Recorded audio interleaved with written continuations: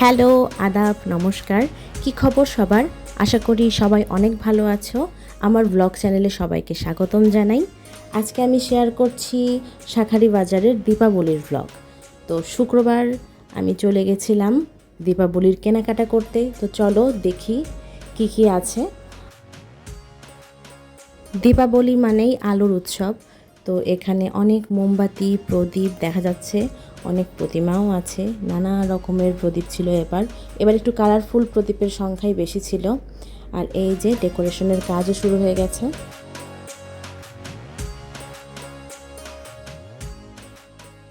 অনেক দিন পর এই পোড়ামাটির জিনিসগুলো দেখছি। একদম ছোটোবেলায় মেলাতে দেখতাম এগুলো। ভালোই লাগছে, অনেক দিন পর দেখলাম। পুরান ঢাকার সবচেয়ে সুন্দর দিক হলো এখানে আসলে অনেক কিছু পাওয়া যায় সাধ্যের মধ্যে, সব কিছু। এই যে এবারকার প্রদীপের ডেকোরেশনের জিনিসপত্র যদিও অনেক দাম ছিল, তারপরও সুন্দর ছিল। এরই মধ্যে দেখে শুনে নিতে হবে। এরকম হাতি ঘোড়াও দেখতে পেলাম, এটাও অনেক দিন পর দেখলাম।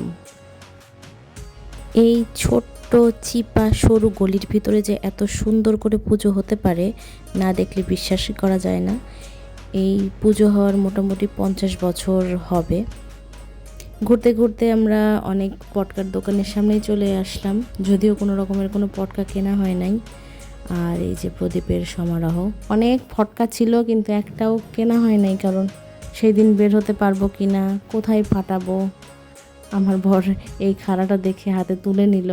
এখানে আসলে সব কিছু পাওয়া যায়। এই যে আবারও সেই মিছরির ছাঁচের মিষ্টিগুলো, এই যে রবীন্দ্রনাথ ঠাকুরও ছিল।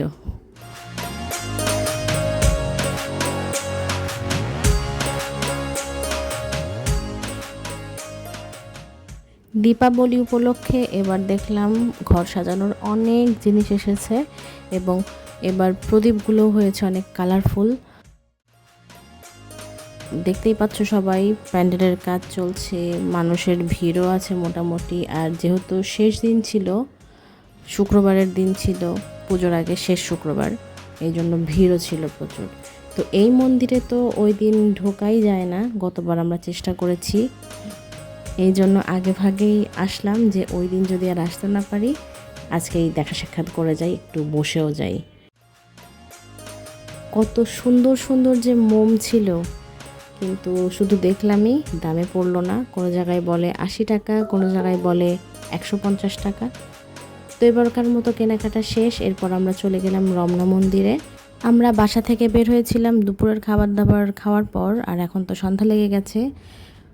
নতুন মূর্তির কাজ চলছে, রং চলছে, পুরাতনটার বিসর্জন হয়ে যাবে, নতুনটার পূজা হবে। এবার শাঁখারী বাজার থেকে আমি এই প্রদীপগুলো কিনেছি, এগুলো দিয়ে আমি ডেকোরেশন করব। এটা হচ্ছে দীপাবলির দিন দুপুরবেলা। আমি ভাবলাম ওরা ঘুমালে আমি তখন আলপনা করতে শুরু করব, কিন্তু আমি যখনই আলপনা করতে নিলাম ওরাও জেগে গেল আর ডিস্টার্ব করতে শুরু করলো। এটা কি শোয়ার জায়গা মিউলি? আমি ভাবলাম যেহেতু বাসায় একা একা আছি আর একাই করতে হবে, তো একটু ফেস্টিভ ভাইব আনার জন্য গান চলুক আর আমিও কাজ করি, কিন্তু ওরা ল্যাপটপের উপর বসে পুরো উলট পালট করে দিল।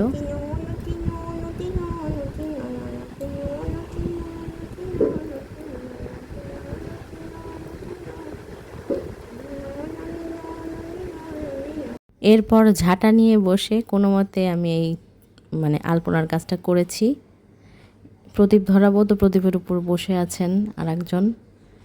সন্ধ্যা হওয়ার জন্য অপেক্ষা করছি। অফিস থেকে বর আসলে এই লাইটিংগুলো ওর সাথে করব ভেবেছিলাম, কারণ আমি একা একা লাইটিংগুলো করতে পারছিলাম না। এই যে তোমরা দেখতেই পাবে কেন পারছিলাম না। কি অশান্তি!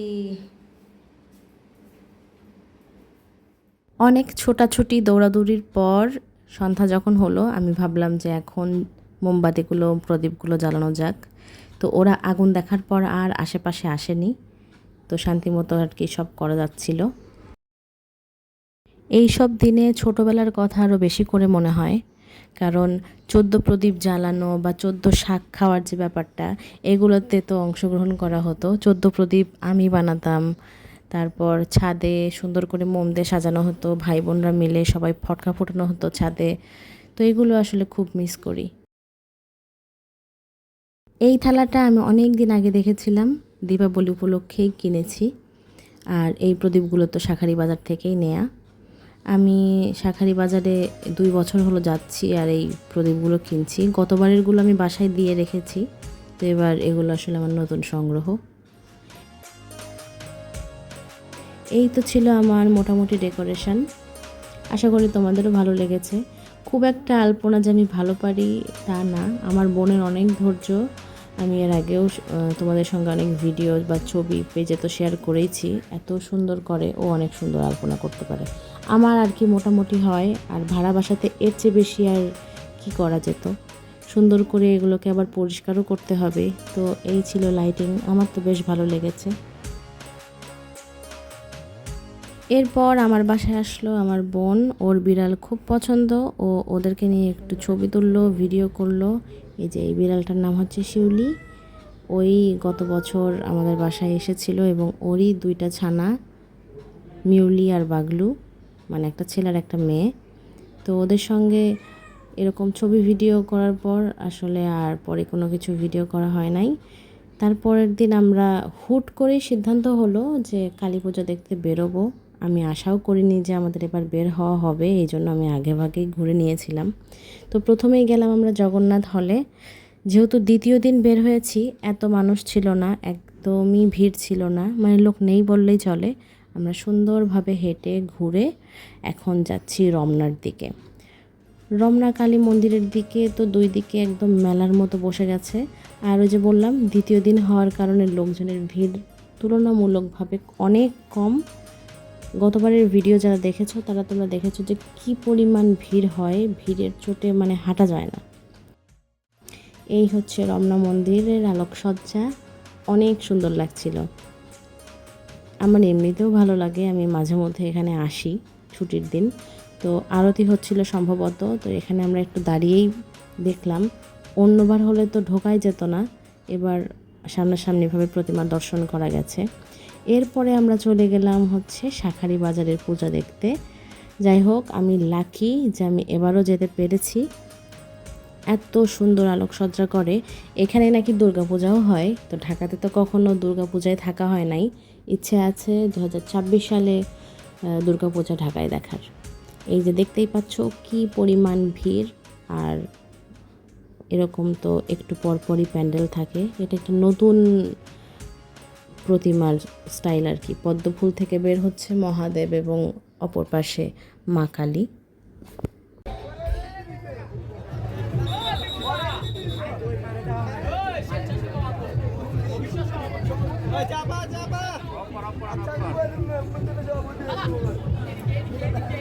একটু নতুন রকমের প্রতিমা হওয়ার কারণে এই প্যান্ডেলের সামনে খুবই ভিড়। এই যে ডান দিক দিয়ে মানুষ বের হচ্ছিল, আমরা বাঁ দিক দিয়ে ঢুকছিলাম, মানে এভাবে লাইন করে তো আসলে দেখতে হয়, না হলে তো দেখা যাবে না। আমরা তো গতবার এসেছিলাম কালী পূজার দিন রাতে, তাও আবার 10টার আগে, যার জন্য সবগুলো প্রতিমা ঠিকমতো বসানো ছিল না, তো দেখা যায় নাই। এই জন্যই এবার আসলে দ্বিতীয় দিন আসা। তো দ্বিতীয় দিনেও ভিড় ভালোই ছিল। এখানকার প্রতিমাগুলো এক একটা এত সুন্দর হয়। এই যে এখানে যেমন প্রতিমাটা অন্যরকম, আর এই যে দেখো ডেকোরেশনটা কত সুন্দর। এখানে আরতির প্রস্তুতি চলছিল। আমরা মানে বেশ ভালোভাবেই প্রতিমা দর্শন করতে পেরেছিলাম। একটু ভিড় ছিল, তারপরও মনে হচ্ছিল যে গতবারের চেয়ে একটু ভিড় কম।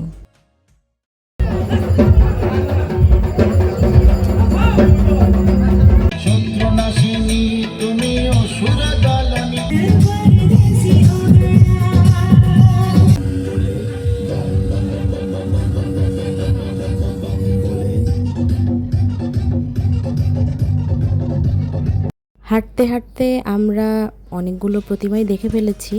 এই ডেকোরেশনটা আমার কাছে অন্যরকম লেগেছে, বিশেষ করে এই কথাগুলো তো আসলেই অনেক সত্যি।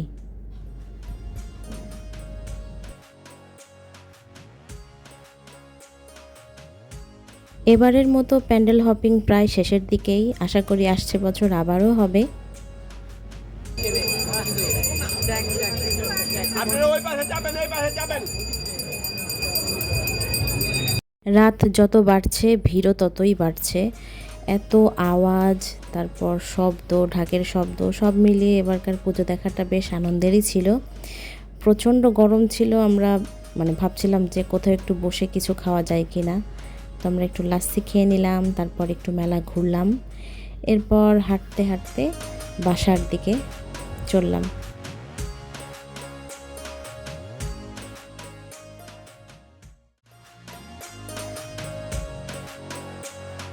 আশা করি এই ব্লগটা তোমাদের সবার অনেক ভালো লেগেছে। আমার সাথে সাথে তোমরাও অনেক পুজো দেখতে পারলে। চ্যানেলটা ভালো লাগলে লাইক, কমেন্ট, সাবস্ক্রাইব করো। তো দেখা হবে নেক্সট ব্লগে। আপাতত টাটা।